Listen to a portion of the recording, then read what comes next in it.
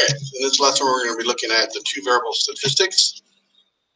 And the study is a correlation of and regression of two variables, usually again with a graph of data pairs called a scatter diagram. A scatter diagram, again, is a graph, a series of dots plotted as individual points on an x and y axis. The x's value is called the explanatory variable, and y is the response variable.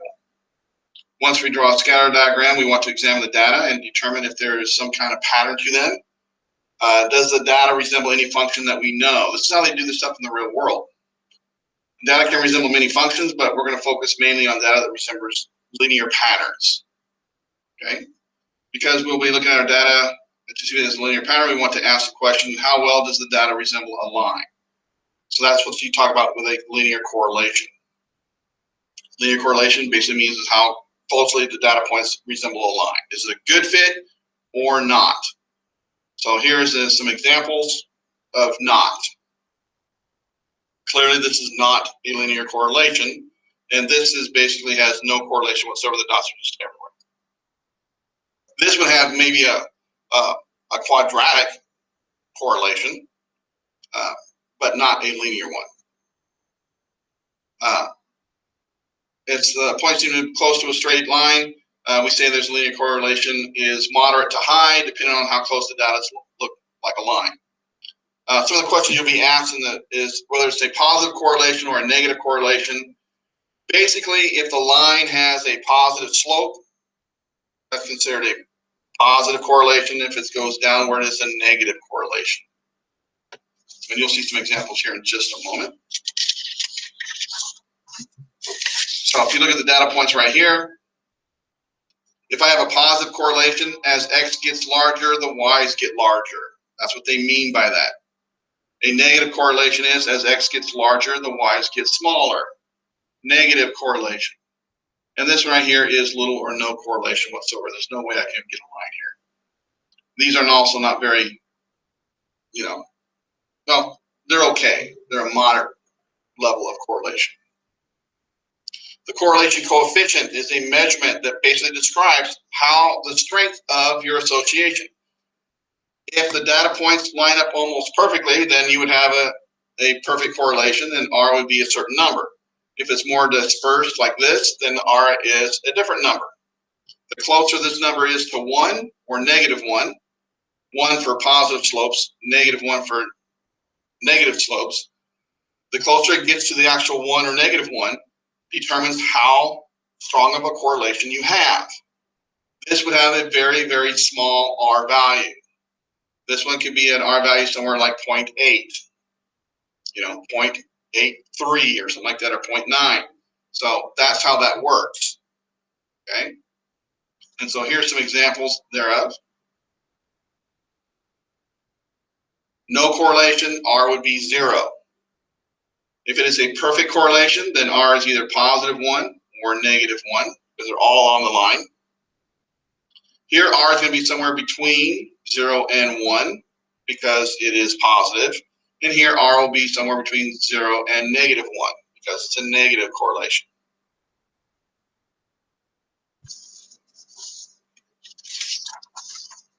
Once we have that, we're going to want to try and find the line that best fits the data. So if we say it has a linear correlation, then there must be some line that can represent the data to the best of our ability. And this is the line of best fit, or regression line, or sometimes they call it the least squares line. So, but basically it's the line of best fit. Things to remember is the line does not have to go through any data point. What would I use the line for? You're going to use the line that you're going to find that represents the data to help us do interpolation or extrapolation. Interpolation means that I'm going to try and find a value that's not given in the range of my data. And extrapolation is I'm going to try and find the value of a number that's not in the data, but is beyond the range of my data. So it's a prediction, okay, past the data points, and interpolation is a prediction in the data set itself. We're going to use a calculator to find the line of best fit. And here is our example. Let's go ahead and do it. So here's our example right here. Now this process I'm showing you is in your important documents, a video for regression. Just go look that up. And so to save some time here in this video, I've already entered this data into my calculator. Okay. And then I can, from this screen right here, I can now find R and the line of best fit and stuff like that. Okay. So the way you do that is you go to menu. Once you have your data in here, I have two X and Y's. You can do X, X, X's, Y, Y, Y, but don't use X and Y because those are set for something else. Go to the menu, okay, and we're going to go to statistics, and we're going to do calculations. And this time we're not doing a one variable calculation, we're doing a two variable calculation. So we click on that. And so what is my X list? Is that. What is my Y list? It's that. Okay. And then pretty much you can default the rest. Just default it out. It's going to put it in the next column over. Hit OK. And then over here is my information. They gave you all this stuff right there, which is fine, but it's not needed for here. Keep on going down. And there we go. So there is your R right there. Okay. So in this problem right here, our R is a negative 0.95218.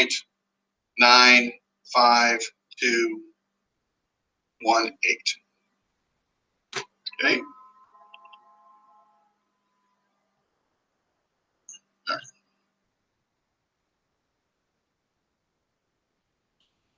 There we go. So there's the R. Now there's another way to do this one. So we're going to go back to menu 4. And then we're going to do, again, go in here. And you'll notice right here, number 3. We'll probably just go to number 3 because we don't need that other information. We'll do a linear regression in the form of mx plus b. So select that. Okay. Again, put in our data. So this is what you're going to do normally. We're not going to do the other one. I changed my mind.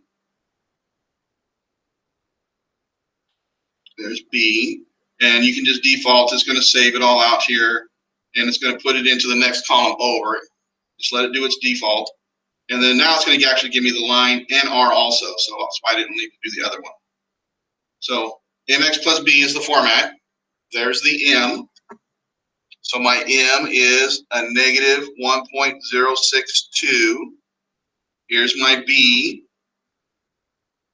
91.801. And then it also gives me R here also. So let's use this one, the linear regression one. So once I have all this information, I can now come back over here and write it out in the proper form. So here's R. My linear regression, or line of best fit, is a negative 1.062x plus 91.801. So that is the line of best fit. This is my R.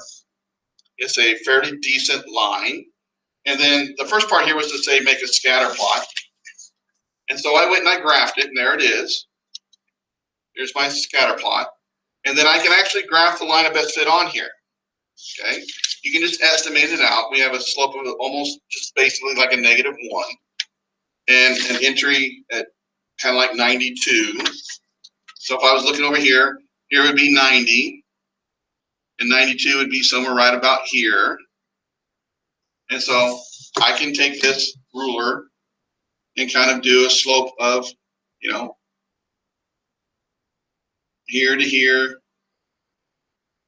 there to there, and so forth and so on. You get a kind of a ballpark of your data, and you can kind of like draw your line of best fit in here.